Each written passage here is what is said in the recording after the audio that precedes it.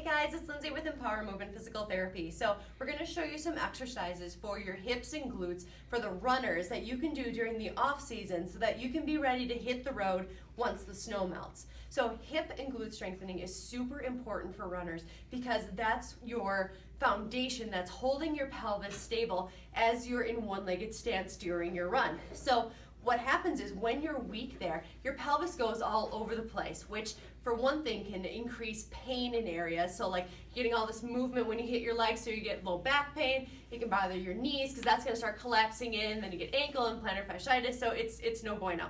Another thing too is that when you're landing and your hips are all over the place, this is extra movement that you're losing and time that you're losing when you multiply that over thousands of steps. So the more stable you are here, one, the faster you're going to be, and two, the more efficient you're going to be. Especially if you're running a long distance, you don't want to waste energy any more than you have to.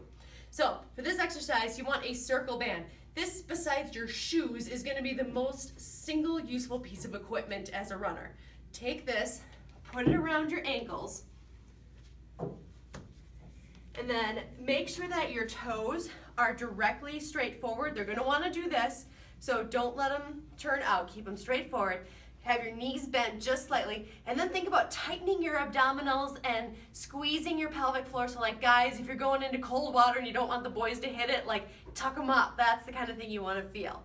So then you're going to take a step sideways and keep your feet wide and just take baby steps. Rather than taking a step and then all the way toward, then you're getting a rest. And you don't get a rest when you run. So keep your feet wide and just take little steps as you're making your way sideways.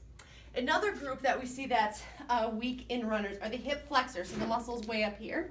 So another exercise you can do with your circle band, put it around your feet, one leg is bent and the other leg is straight. And then you're going to bring your straight leg up toward the bent leg and then switch. So it's actually really similar to the motion that you're doing when you're running.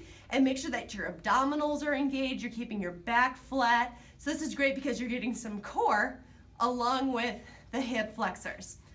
Another exercise for the glutes, and we give this one all the time, is with the third most important piece of equipment for a runner, the foam roller. So you're going to take one leg with your knee over the roller, heel on the ground, and then you lay back, grab your opposite knee so it holds your pelvis back, and then you're going to squeeze your butt and try to lift those cheeks up off the floor. This is not a very big motion, and this is actually really challenging because I'm using nothing but my butt muscles to lift me up.